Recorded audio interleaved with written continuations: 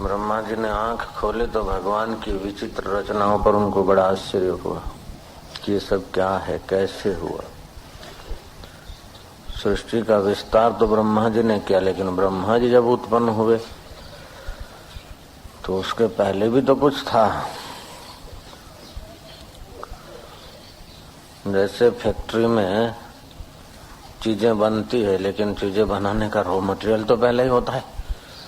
तो ऐसे ही ब्रह्मा जी को आश्चर्य हुआ और आश्चर्य करते करते ब्रह्मा जी का मन इतना तो गहरा चला गया कि ब्रह्मा जी का पसीना पसीना हो गया कि क्या है। उस पसीने पसीने से ब्रह्मा जी और गहरे चलते गए तो आवाज आया, तप तप तप तप करो। तप करने का मतलब है कि इंद्रियों को मन में लीन करें और मन को बुद्धि में लीन करें। तो बुद्धि को परिश्रम नहीं होगा, बुद्धि को शांति मिलेगी तो शांत स्वरूप परमात्मा में टिकेगी। तो शांत स्वरूप परमात्मा में टिकने से मति का गाढ़ापन हो जाता है। जो हल्की हल्की वस्तुओं में मति उलझती है तो छिछरी हो जाती। जैसे पीपल का पत्ता है तो हल्का सा है, छिछरा है, तो जरा सी हवा आती जिधर को तो उधर को फड़कता रहता है। लेकिन सुमेरु पर्वत तो चाहे आंधी आ जाए, तूफान आ जाए, फिर भी स्थिर रहता है। जिसने तप किया है वो उस परब्रह्म परमात्मा में स्थित होता है। तो सत्यम ज्ञानम अनंतम ब्रह्म, जो सत्य स्वरूप है, ज्ञान स्वरूप है और जिसका कभी अंत नहीं होता, उस परमेश्वर में मति प्रतिष्ठित हो जाती है।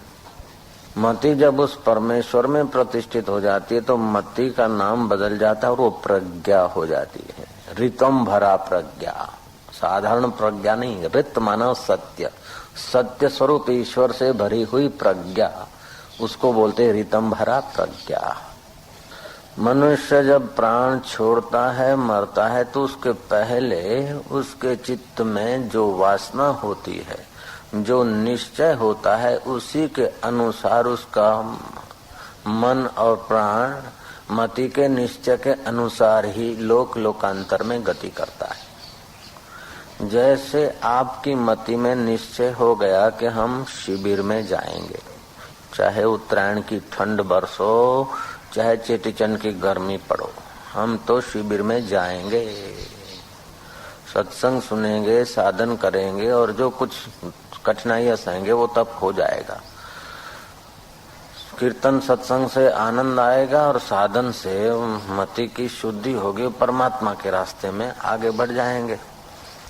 तो ये निर्णय मति ने किया कि शिविर में जाना है, तो मन ने और प्राण ने योजना बनाई कि फलानी तारीख जाना है, फलानी गाड़ी से जाना है, टिकट लेना है। हाथों ने हिलचाल की, पैरों ने यात्रा की, आंखों ने देखने का काम किया। निर्णय केवल मति बाई का था, ऑर्डर उसका था। बाद में सब काम लग गए और आप लोग इधर पहुंच गए। तो फिर इन इंद्रियों को जैसा मिलेगा उस प्रकार का इंद्रियों का आकर्षण और मन का मनन बनेगा। मन के मनन और इंद्रियों के आकर्षण का निचोड़ मति के आगे जाएगा कि अच्छा हुआ, बुरा हुआ, दूसरी बार ये करेंगे, ये ले आएंगे, ये न लाएंगे, ये खाएंगे, ये न खाएंगे। अब मति में अगर अच्छे संस्कार हैं, तप से युक्त मति है, तो ये चपरासियों की और कारकुन की, हेड क्लार्क की और क्लार्क और चपरासियों की। चपरासी है कर्म इंद्रियां है, क्लार्क है ज्ञान इंद्रियां और हेड क्लार्क है मन।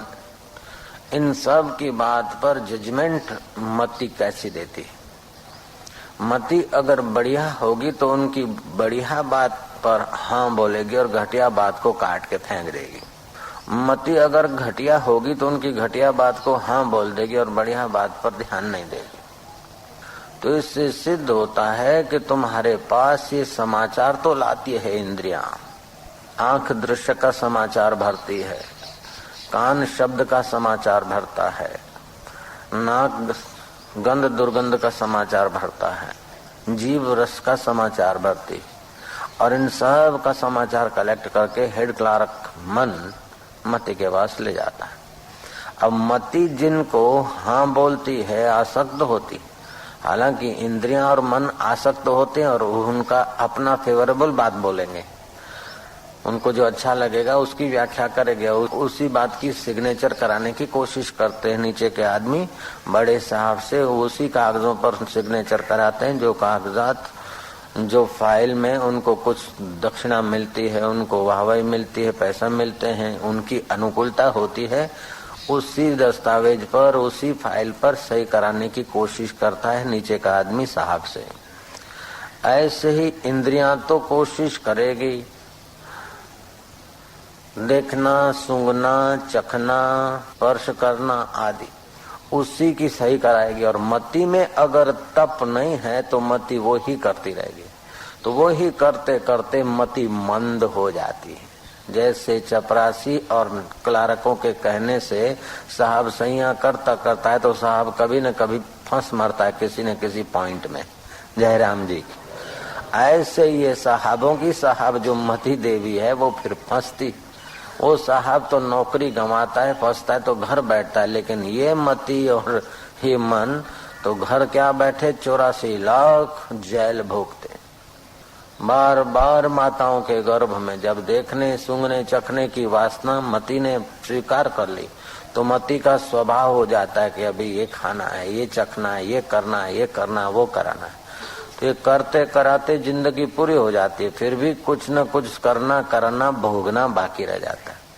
तो भोग की वासना युक्त जो मति है वो जब प्राण निकलते हैं तो अपनी मति में जिस भोग का आकर्षण होता है उसी वातावरण में फिर से ये जन्म लेता है, और फिर वही भोग भोगते भोगते दूसरे संस्कार क्रिएट हो जाते हैं। तो फिर संस्कार तो बनते जाते और भोगता जाता है। तो एक संस्कार, एक वासना मिटी न मिटी तो दूसरी चले आए। जैसे हम चलो कि अब 3 घंटे फिल्म देख ले, जरा इच्छा होगी फिल्म देखा तो फिल्म देखते देखते दूसरे फिल्म की एडवर्टाइज और फिल्म में दूसरी चीजें और बताई जाती है, वो चीजें बसाने की वासना जग गई। वो चीजें बसाए तो दूसरी चीज भी उससे बढ़िया घटिया वो भी बसाने की वासना हो गई। तो वासनाओं का अंत नहीं होता, इसीलिए ये जीव बेचारा परमात्मा तक पहुंच नहीं पाता। मति परमात्मा में प्रतिष्ठित नहीं होती। जब परमात्मा में प्रतिष्ठित नहीं होती है तो बेचारा ये जीने की और भोगने की इच्छा से आक्रांत रहता है। जीने और भोगने की इच्छा से जो चैतन्य आक्रांत रहता है उसी चैतन्य का नाम जीव पड़ गया। वास्तव में जीव भी कोई ठोस चीज नहीं है, लेकिन जीने की इच्छा हो गई, भोगने जीने की इच्छा हो गई, जीव हो गया। अब उसने अच्छे कर्म किए, सात्विक किए, भोगा तो सही, लेकिन जरा ईमानदारी से, भक्ति से, त्याग से, सेवा भाव से थोड़ा बहुत अच्छे संस्कार पड़ गए तो इस लोक के भोग भोगे और परलोक में सुखी रहूं, इसलिए इसने दान पुण्य सेवा आदि किया। तो इसके मति में अच्छे सुख भोगने की इच्छा आएगी। तो मरेगा तो सत्वगुण की प्रधानता रहेगी तो स्वर्ग में जाएगा। अगर इसकी हस्ताक्षर हल्की वस्तुओं को भोगने के हुए तो फिर समझो बहुत उसको नीचे के इंद्रियों का सुख भोगने की इच्छा हुई, काम बेकार भोगने की इच्छा हुई, तो मरने के बाद उसको स्वर्ग में जाने की जरूरत नहीं, मनुष्य होने की जरूरत नहीं। उसकी शेषना इंद्रिय को अधिक से अधिक छूट छाट मिल जाए भोग भोगने की, उसको ऐसा ही शरीर प्रकृति दे देगी। जैसे सुकर कुकर है उस शरीर में ढकेल देगी। बिल्कुल कोई एकादशी व्रत नियम, बच्चों को पढ़ाना लिखाना शादी कराना नो प्रॉब्लम, वो शेषना इंद्रिय के भोग में अपने को खपा तोड़ो।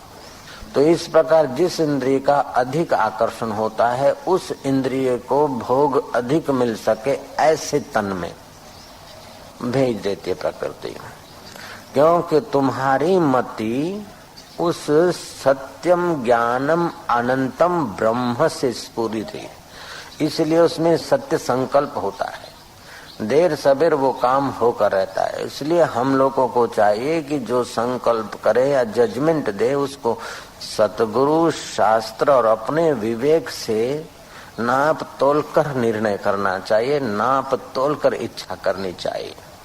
हकीकत में इच्छा जब काटने की कला आ जाए तो वो आपका मन होगा निर्वासनिक, और निर्वासनिक मन होगा तो बुद्धि निश्चिंत तत्व में, परमात्मा में टिकेगी। और मन में जितनी वासना होगी और जितनी हल्की वासना होगी तो हल्का जीवन, ऊंची वासना होगी तो ऊंचे लोकांतर, और मिश्रित वासना होगी तो पुण्य पाप की खिचड़ी खाने के लिए मनुष्य शरीर। और उससे भी अगर ऊंची एक अवस्था है जो सत्संग और तप करके आत्म परमात्मा के विषय का ज्ञान पा लेगा, तो प्रारंभ में थोड़ा कठिन लगेगा, लेकिन एक बार पा लिया तो मति को, मन को और इंद्रियों को जो शांति, आनंद और रस मिलता है, उस रस, शांति और आनंद के आगे इस लोक में तो क्या और देश परदेश में तो क्या, स्वर्ग में तो क्या, ब्रह्मलोक में भी वो सुख नहीं जो ब्रह्म परमात्मा के साक्षात्कार में। ज्ञात्वा देवम मुच्यते सर्व पाशेभ्य, उस देव को जानने से सारे पाशों से, सारे जंजीरों से वो आदमी मुक्त हो जाता है, छूट जाता है।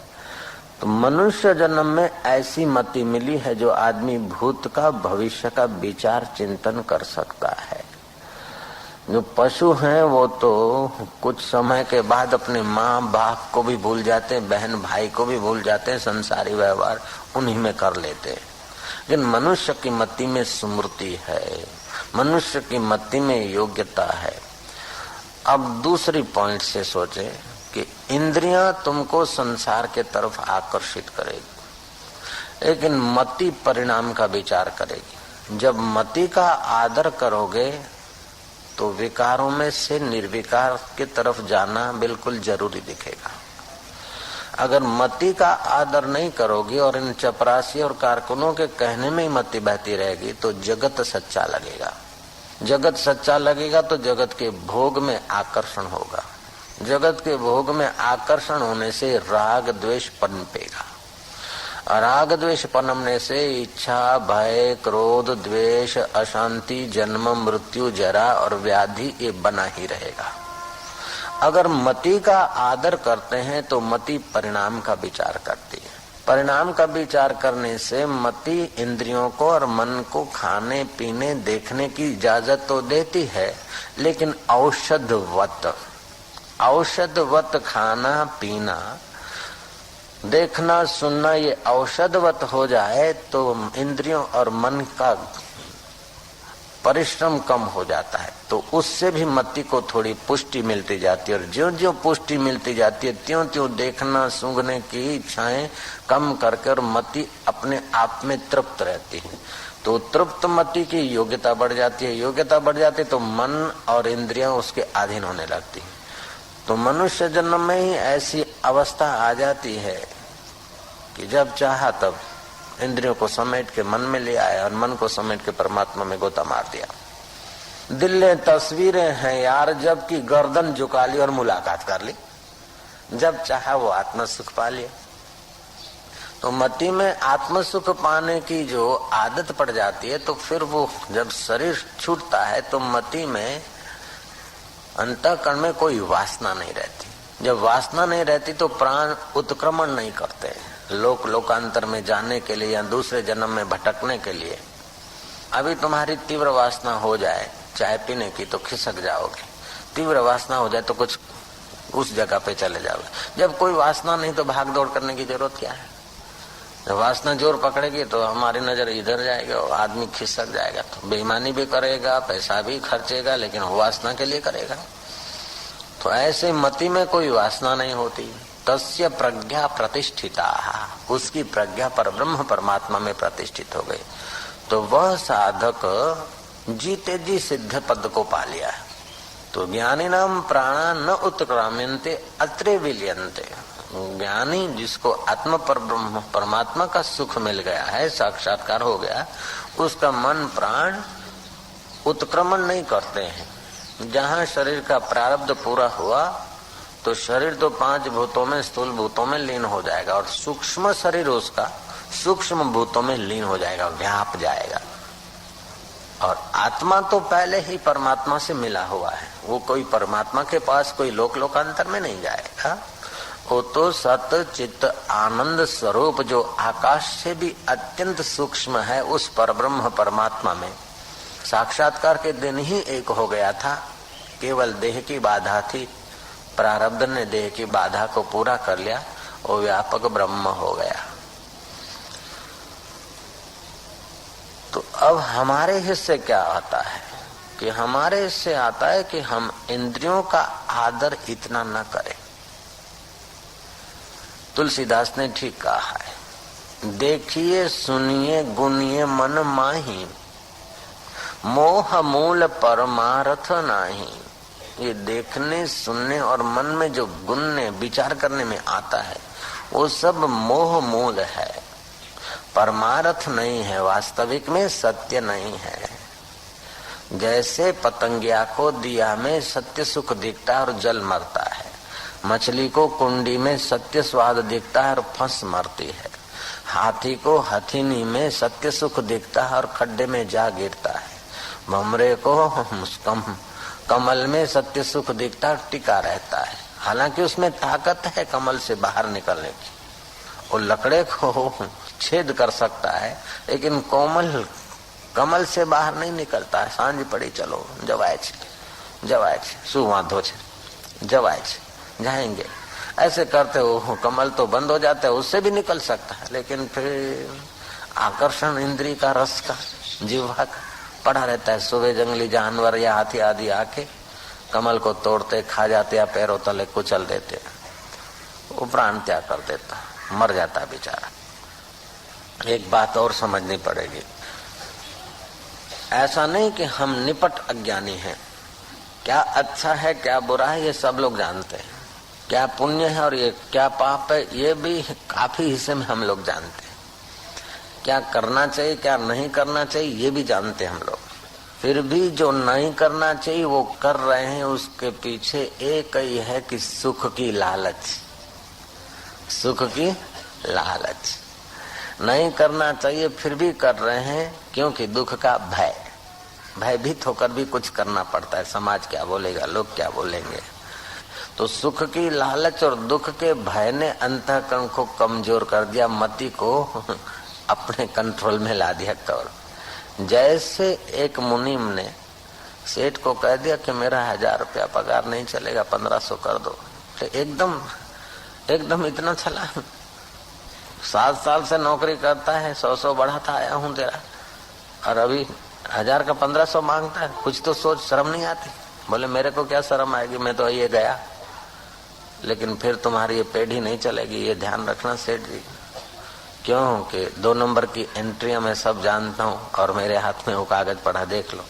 अभी जाकर इनकम टैक्स कमिश्नर से मिलता हूँ, 10% मिल जाएंगे, उसी से मेरे हजारों रुपए हो जाएंगे। सेठ ने कहा देख भाई बैठ इधर, ये मिठाई खा ले, ए नौकर जरा चाय ले आओ, दूध ले आओ। वो मुनीम की खुशामद करके 1500 नहीं 1600 पगार दूंगा, रहो। क्यों कि मुनीम जान गया सेठ की कमजोरी। ऐसे ही इंद्रियां और मन मति की कमजोरी जान जाते हैं, इसलिए मति को बिचारी को घसीटते रहते। जयराम जी की नीति का या मुक्ति का आदर नहीं करते और सुख की लालच रखता है मन इंद्रियां, और मति भी सुख की लालच में फिसलने लगती है और दुख के भय से भयभीत होती है। तो न चाहते हुए भी मति को हल्के निर्णय करने पड़ते, न चाहते हुए भी हल्के कामों में उसको जुड़ना पड़ता है, तो हल्का स्वभाव उसका क्रिएट हो जाता है। इसलिए ब्रह्मा जी को प्रेरणा हुई कि तपः। अब तप करने से क्या होगा कि तप करने से तेज बढ़ेगा, शक्ति बढ़ेगी। तपः स्वाध्याय, तप करने से स्व का अध्ययन होगा कि मैं इनका गुलाम नहीं हूं, मैं इन इंद्रियों का गुलाम नहीं, और शरीर के मिटने से भी मैं नहीं मरता हूँ, शरीर के बढ़ने से मैं बढ़ता नहीं, शरीर के बीमार होने से मैं बीमार नहीं होता, और शरीर के मरने से मेरी वास्तव में मृत्यु नहीं होती। तो न मरने का डर, न जीने की लालच, न भोगने की वासना। ये तीनों झंझट जब निकल जाते हैं तो ये जीव आत्मा अपने वास्तविक स्वरूप पर ब्रह्म परमात्मा में प्रतिष्ठित हो जाता है। मम दर्शन फल परम अनुपा, जीव पावै निज सहज स्वरूपा। भगवान राम कहते हैं कि मेरे दर्शन का फल क्या है, परम फल क्या है? कि परम फल तो यह है कि जीव अपने सहज स्वरूप को, जो सत्य चित्त आनंद स्वरूप रोम रोम में रमा हुआ है प्राणी मात्र के, वो राम को पा लेता है। जैसे थका हारा नौकरों से सताया हुआ सेठ अगर कोई अपने गब्बर सेठ से मिलता है, निकट के मित्र से मिलता है, तो उस सेठ का बल बढ़ जाता है। और नौकरों का मुनीमों का सताया हुआ अगर गब्बर सेठ से मिलता है तो उस बेचारे लथड़े हुए सेठ का हौसला जग उठता है। ऐसे जब हम जप करते हैं, ध्यान करते हैं, तप करते हैं, तो सेठों का भी सेठ और उन सेठों का भी सेठ और सारे दुनिया के सेठ तो क्या, स्वर्ग के सेठों का सेठ जो परब्रह्म परमात्मा ब्रह्मा जी का भी जो सेठों का सेठ है वह आत्मा होकर बैठा है। तो तप करने से मति उसका सहयोग ले लेती है, उसमें शक्ति आ जाती और मुक्ति के रास्ते चल पड़ती है। तपस्ु सर्वेषु एकाग्रता परम तपः। सब तपस्याओं में एकाग्रता परम तपस्या है। तो हम इंद्रियगत ज्ञान का जब आदर करते हैं तो विकारों का हमारे पर हमला बिल्कुल होगा ही। जब हम बुद्धिगत ज्ञान का आदर करते हैं तो हम विकारी सुखों का आदर नहीं करेंगे, विकारी वस्तुओं का उपयोग करेंगे। जैसे अब कहीं जाना है तो आंख का उपयोग करा, जरूरी है वो तो देख लिया। शरीर को टिकाना है तो तंदुरुस्ती का ख्याल करके खा लिया। सुनना है तो जो सार है वो बात सुन ली, बाकी को ध्यान नहीं दिया तो हमारी शक्ति बच जाती है। तो बुद्धिगत ज्ञान का आदर करने से इंद्रियों का, मन का झंझट कम हो जाता है और बुद्धि को परिश्रम भी कम पड़ता है। तो बुद्धिगत ज्ञान का आदर करने से हमारा विवेक बढ़ता जाएगा, विवेक बढ़ने से वैराग्य बढ़ेगा, संसार से राग उठ जाएगा। देखेंगे कि जितना इन वस्तुओं को संभाला, आखिर छोड़कर मरना है तो बहुत पसारा क्यों करना। इतना खिलाया पिलाया तो बीमारी, अधिक खाने से बीमारी हुई, संयम से खाना चाहिए। ऐसे आंखों को कितना कुछ दिखाया लेकिन आज तक पूरी शांति नहीं मिली। कानों को कितना ही सुनाया फिर क्या, जीभ को कितना ही लटके दिलाया फिर क्या, नाक को यह बे भूंगड़ा ने आटली सुगंधी परफ्यूम हजी ठेकोणो नहीं।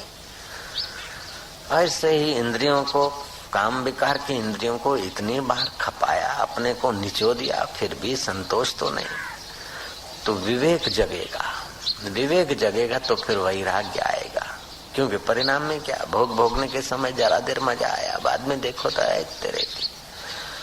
तो बुद्धि जब परिणाम का विचार करती है तो उसका परिश्रम कम होता है और उसको परमात्मा में प्रतिष्ठित होने का, समता में आने का समय मिलता है। भगवान को बुलाया भी नहीं जाता और भगवान को प्रकट भी नहीं करना है। भगवान हाजरा हजूर है, आद सत्य जुगात सत्य है भी सत्य, नानक हो से भी सत्य। लेकिन उस भगवान के सुख स्वरूप के आगे, भगवान के आगे ये जो पड़ते हैं, जैसे बारिशों में सूरज नहीं दिखता है बादलों के कारण, तो हकीकत में सूरज को प्रकट भी नहीं करना है, बुलाना भी नहीं है, केवल हवाएं लगे, बादल बिखरे, सूरज तो थे हैं और शाम तक रहेंगे। ये सूरज तो शाम तक रहेंगे और वास्तव में आत्म सूर्य के लिए तो कोई शाम ही नहीं है। ये सूर्य भी डूबते नहीं हैं, छुपते नहीं, चले नहीं जाते, दूसरी जगह दिखते हैं, पृथ्वी घूम रही इसलिए। तो हम लोग मानते कि सूर्य चले गए। मान लो इस सूर्य से तो हम कभी चक्कर खाते रात्रि का तो नहीं दिखता है, लेकिन परमात्मा रूपी सूर्य से तो हम कभी अलग नहीं हो सकते। आद सत्य जुगात सत्य है भी सत्य, हो से भी सत्य। तो उस सत्य स्वरूप में बुद्धि प्रतिष्ठित होती है। तो सत्यम ज्ञानम अनंतम ब्रह्म, उस सत्य स्वरूप में, ज्ञान स्वरूप में, और जिसका अंत नहीं होता है, उस अनंत में विलय हो जाता है जीव। जैसे सागर में तरंग विलय हो जाता है तो तरंग सागर बन जाता है, क्योंकि पहले ही था सागर, पानी तो पहले ही था। ऐसे जीव ब्रह्म तो पहले ही था, लेकिन इस बेचारे को इंद्रियों का आकर्षण ने, जगत की सत्यता ने, बेवकूफी ने कई जन्मों तक भटकाया। अगले जन्म में भी किसी माता के गर्भ में गए होंगे, लेकिन पिता के शरीर से पटके गए। माता का गर्भ सीधा ही मिल जाता, ऐसी बात नहीं। कई बार माता के गर्भ में बेचारे ड्रॉप के रूप में जाके गिरते हैं, फिर वो बाथरूम के द्वारा बह जाता है गटरों में। क्या दुर्दशा होती। जितने लोग यहाँ पृथ्वी पर घूमते हैं हम लोग, उतने से अधिक तो गटरों में भी मनुष्य बहते होंगे। इस बात को तो कोई तार्किक नास्तिक आदमी भी अस्वीकार नहीं कर सकता है, मानना ही पड़ेगा। मेरे 2 बेटे हैं, कैसे कि मेरे शरीर से पैदा हुए, तो मेरे शरीर से पसार हुए, पैदा क्या हुए, पसार हुए। हमने कुछ अन्न जल आदि खाया, फल फूल, उसमें जो जीव स्थित थे वो ही पत्नी के द्वारा बेटे होके पैदा हुए। तो पत्नी में नहीं टिके नारी में, तो रजवीर्य होकर बह गए, तो बह के कहाँ जाएंगे, गटर में। तो ऐसी न जाने कितनी दुखद अवस्थाएं, दुखद दिन हम लोग देख चुके हैं। ये मति को अगर समझ में आ जाए तो मति में संसार का आकर्षण कम हो जाएगा, राग नहीं रहेगा। राग नहीं रहेगा तो द्वेष भी नहीं रहेगा। जब वस्तु में राग रहता है, उसमें कोई विघ्न डालता है तो उससे द्वेष होता है। बड़ा आदमी विघ्न डालता है तो भय होता है, छोटा आदमी डालता है तो क्रोध होता है, बराबरी का आदमी प्रॉब्लम करता है तो द्वेष होता है। जब वासना ही नहीं तो भय कहाँ, वासना ही नहीं तो उद्वेग कहाँ, वासना ही नहीं तो द्वेष कहाँ। तो भय, उद्वेग, द्वेष, राग, ये सब उसका शिथिल हो जाता है। जब राग, द्वेष, भय, चिंता ये शिथिल हो जाएगा, वस्तु मिलेगी कि नहीं मिलेगी, काम होगा कि नहीं होगा, आखिर मेरा क्या होगा, ये चिंता है। अब मेरा क्या होगा, हो के मन इंद्रियों का होना है, शरीर का होना है, और इसका कितना भी हुआ अंत में तो छूटना ही है। रोटी तो भगवान को देनी है और साथ में कुछ ले जाना नहीं, फिर चिंता किस बात की। रोटी तो ईश्वर को देनी है और साथ में कुछ ले जाना नहीं। जो है, जो बना है और जो भी बनाएंगे वो मृत्यु के एक झटके में छोड़ना है। ये अगर मति दृढ़ निश्चय कर ले तो आदमी की चिंता टिक नहीं सकती। और निश्चिंत होने से मति में टिकेगा तो चिंता जिस बात की करता है, होगा कि नहीं होगा, वो तो काम अपने आप हो जाएगा। जितना आदमी निश्चिंत होता है उतना परमात्मा में टिकती है मति, और जितना परमात्मा में टिकती है उतनी प्रकृति और लोग अनुकूल होने लगते हैं। तो यही कारण है कि जो दुरात्मा है उसकी इच्छाएं पूरी जल्दी से होती नहीं, थोड़ी बहुत होती तभी भी वो दुखी का दुखी रहता। और जो धर्मात्मा है, पवित्र आत्मा है, उसकी इच्छाएं ज्यादा होती नहीं, और जो होती है उसकी तो पूरी हो जाती है। उसके नाम की जो मनोती मानते हैं उनकी भी इच्छा कुदरत पूरी कर देती, क्योंकि वो परब्रह्म परमात्मा में टिका है, ब्रह्मवेता है, आत्मज्ञानी संत है। हम संतों के नाम की मनोती मनाते हैं। तो जैसे हम हैं ऐसे वो तो दिखते हैं, लेकिन हम हैं इंद्रियों के आकर्षण में, हम हैं मन के कहने में, और वो है मन और इंद्रियों को अंतर्मुख करके, तप करके अपने प्रसाद की तरफ ले जाने वाले। तो ब्रह्मा जी को हुआ के तप, 2 शब्द तप करो। तो कम से कम 6 घंटा नींद किए, 8 घंटा नौकरी किए, 6 और 8 14 घंटे, फिर भी 10 घंटे फालतू है। उन 10 घंटों में सत्कर्म आदि करें, जप ध्यान करें, 1-8 घंटा कम से कम ध्यान करें, तप करें। तो जैसे दूध को उबालते हैं ना तो दूध गाढ़ा हो जाता है, रबड़ी बन जाता है, ऐसे ही मति गाढ़ी हो जाएगी, मजबूत हो जाएगी, शक्तिशाली हो जाएगी। तो शक्तिशाली मति उन आत्म सूर्य के बादलों को हटा देगी। आत्म सूर्य, आत्म परमात्मा के ऊपर जो बादल पड़े हैं वो हटा देगी। वो बादल हटते ही डिठो मुख शैन साजो हियरे थ्युम करार, लथा रोग शरीर जा मुझे सतगुर जे दीदार। वो अज्ञान अविद्या के बादल हटते ही ब्रह्म विद्या के बल से वो ब्रह्म परमात्मा का प्रसाद पालेगी। और प्रसाद से सारे दुख दूर हो जाएंगे। जन्म मृत्यु जरा व्याधि माताओं के गर्भों में जाना आना तो दूर हो जाएगा, लेकिन इस जन्म के भी कर्म सब जल के भस्म हो जाएंगे, क्योंकि ज्ञान प्राप्त हो गया। ज्ञान अग्नि यथा दांसी समिद्धो अग्नि भस्मसात कुरुते अर्जुना, ज्ञान अग्नि दग्ध कर्माणि भस्मसात कुरुते तथा। जैसे लकड़ी के ढेर को अग्नि जलाकर भस्म कर देती है, ऐसे ज्ञान अग्नि से तेरे सारे संस्कार सारे कर्म जलकर भस्म हो जाएंगे। अभी तक के कर्म तो जल जाएंगे, लेकिन युद्ध करोगे और वो ऐसे हत्या जैसे कर्म भी तेरे को लेप नहीं लगाएंगे। जैसे सूर्य को उदय नहीं लगती, दिमक नहीं लगती सूरज को, ऐसे ही आत्म सूर्य के साथ एक होकर जब मति संसार में जीती है तो उसको कर्मों की दिमक नहीं लगती। पहले के कर्म जल के भस्म हो जाते और नए कर्म उसको बनते नहीं, क्योंकि उसकी मति में कर्ता भाव नहीं रहता।